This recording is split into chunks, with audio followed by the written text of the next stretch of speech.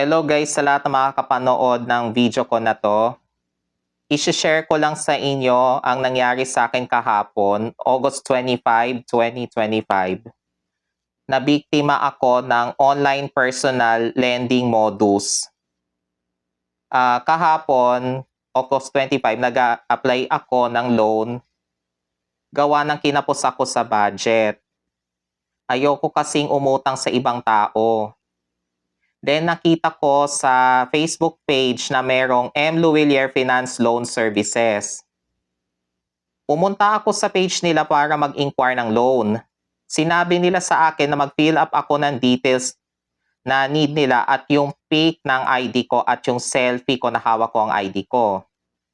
Ginawa ko yun kasi nakita ko may legalities ang company nila which is ang pangalan ay Calsa Lending Investors Corp. Sinearch ko ito sa Securities and Exchange Commission, yung kanilang company. Nakita ko doon na meron talaga silang license talaga. Tapos nung ginawa ko na, in-apply ko na lahat nung sinabi nila sa akin na magpasa ako ng form, mag-fill up, tapos mag-send ng pictures.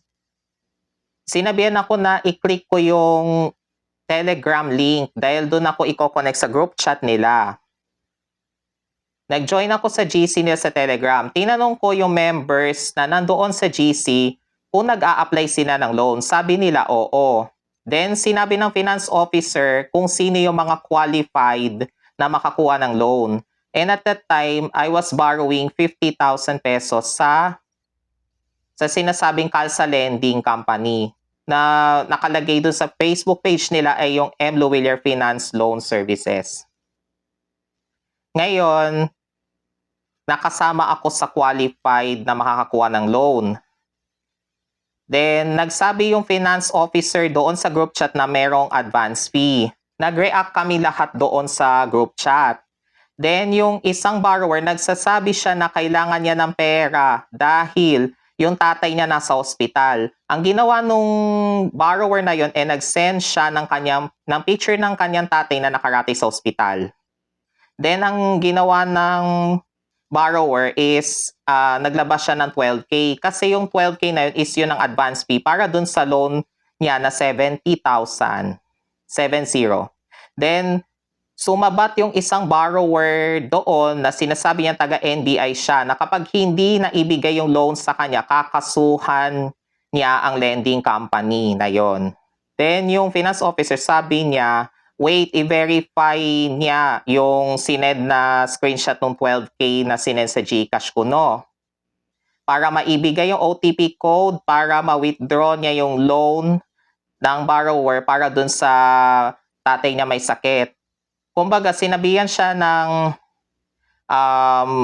finance officer na makukuha niya yung 12K kapag nailabas niya yon na send niya sa GCash. Eh yun na nga, after mangyari yon, binigay nung finance officer yung OTP code para ma-withdraw na ng borrower yung 70,000 plus 12,000 na advance fee na binayad niya. And then, ayun na nga guys, ginawa na nung borrower. Nag-withdrawal successful. Then, after ilang minutes, sinend ng finance officer na nasend na niya yung loan at binalik ang advance fee. Doon sa borrower na total of 82K. Tapos may screenshot pa ng GCash na na-receive na ng borrower. Then, sinabi niya, ay, legit. After kong nakita yon, nag-PM ako sa finance officer. Then, kinausap niya ako, sinabihan niya ako na magsisend ako na 8K para makuha ko ang OTP code para maka-withdraw ako. Kaso, sinasabi sa akin, nung nag-send na ako ng 8K, mali daw yung process na ginawa ko. Kaya, ang nangyari, napilitan ako magbayad ng 17K para ma-withdraw ko yung loan. Then, sinabi na naman agad sa akin ng finance officer na nakalimutan ko maglagay ng description sa GCash na isesend kong 17,000. Ngayon, sinabihan niya ako ng finance officer na para ma-process yung payment, kailangan ko daw maitama yung proseso. Nagbayad na naman ng 17K. Super laki na nang nailabas ko for a total of 42K. Alam ko maraming mag-aano sa akin dito, magbe-blame. Sabihin, bakit ka kasi nagpaniwala dyan?